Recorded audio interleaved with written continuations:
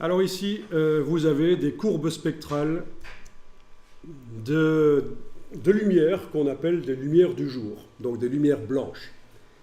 Et suivant le moment de la journée, c'est vrai, et suivant aussi la géographie, où est-ce qu'on se trouve, eh bien, la lumière blanche n'est pas la même. La coloration, ben, c'est toujours la lumière qui est considérée comme blanche, d'autant que l'œil y corrige.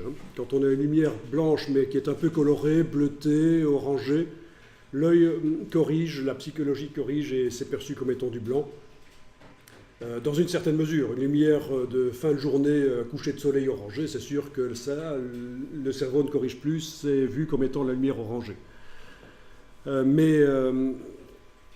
Voilà, vous avez plein de lumières blanches différentes dont on voit les courbes spectrales ici. Vous voyez qu'il y en a certaines, notamment ici, celle qui est montrée en bleu foncé, qui a peu d'ondes courtes et plus d'ondes longues. Donc ce sera une lumière du jour plutôt chaude au niveau de la coloration, plutôt vers le rouge.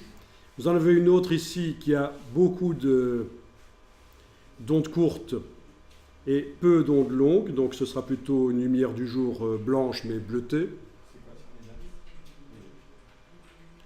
Oui, là, c'est la quantité d'énergie sur l'axe vertical.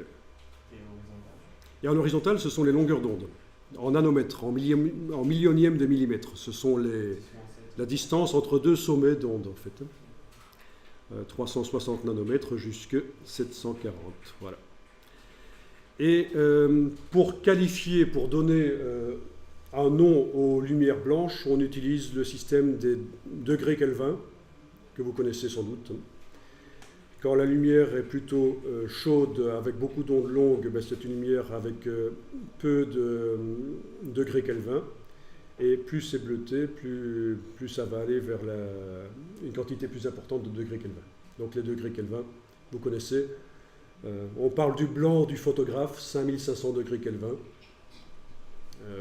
qui est le blanc qu'on considère comme le plus neutre, qui n'est ni bleuté ni orangé, c'est vraiment celui qui est par l'être humain, par l'œil, considéré comme étant plus neutre, 5500 degrés Kelvin. On ne va pas entrer trop dans les détails. Mais voilà, il faut savoir qu'il existe plein de lumières du jour différentes. Si vous avez eu l'occasion d'aller sous d'autres latitudes, en Afrique du Nord, en Afrique subsaharienne, vous avez certainement remarqué que la lumière du jour n'est pas la même qu'en Belgique. Ce n'est pas la même nature de lumière du jour. C'est frappant. C'est frappant.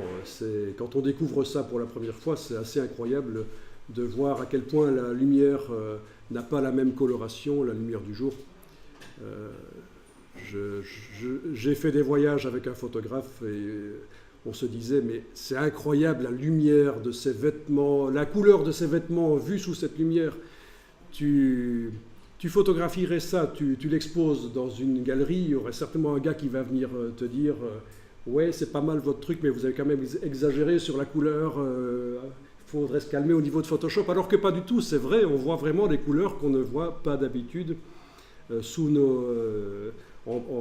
Europe dès qu'on commence à voyager. Ok, alors. Au niveau lumière du jour, il y a une lumière qu'on appelle standard, qui est utilisée en général en colorimétrie quand on veut faire des calculs. C'est la lumière à 6500 degrés Kelvin, c'est ce qu'on considère comme étant la lumière du jour standard. Et voilà à quoi elle ressemble, la courbe spectrale. Donc c'est une lumière un peu bleutée. Vous voyez puisqu'il y a un peu plus d'ondes courtes que d'ondes moyennes et longues. Vous avez un autre type de lumière blanche, c'est une lumière blanche qui contient beaucoup d'ondes longues et moyennes et assez peu d'ondes courtes. Ben c'est typiquement ce qu'on a dans l'éclairage intérieur, les ampoules. Les ampoules à incandescence, le tungstène, c'est ça, voilà. C'est la matière du filament, le tungstène, et ça vous donne une lumière qui est plutôt orangée, mais l'œil humain corrige. Quand vous êtes dans un environnement, l'œil humain va, dans une certaine mesure, considérer que la lumière qui éclaire est neutre blanche. Il y a une correction au niveau psychologique.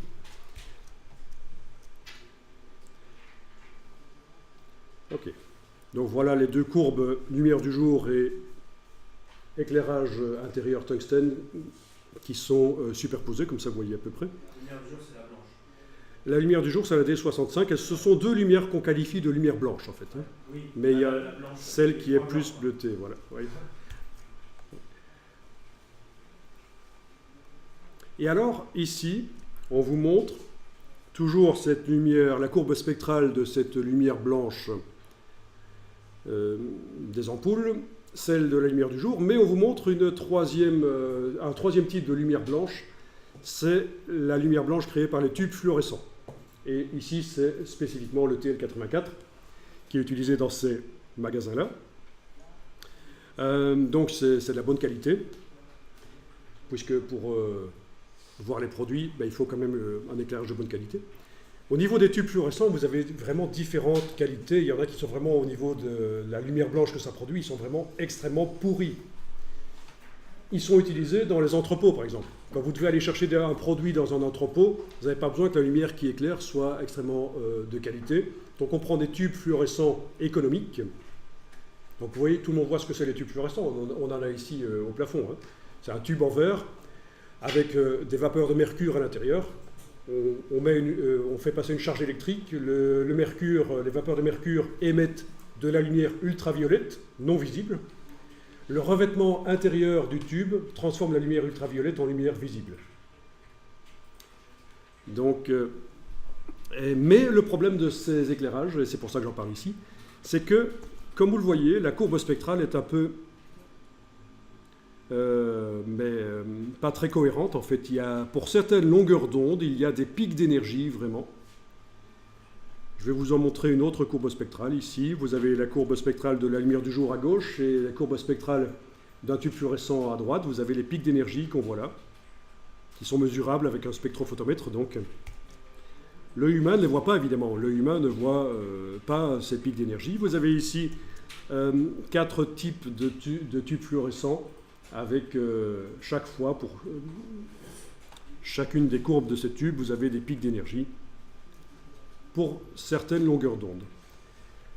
Et c'est important de savoir que cet éclairage, en fait, est vraiment pas valable quand on est dans le monde du graphisme ou de l'image, les arts visuels, parce que si vous voyez une œuvre d'art en couleur sous cet éclairage, certaines des couleurs de l'œuvre vont paraître plus vives que ce qu'elles ne sont en réalité.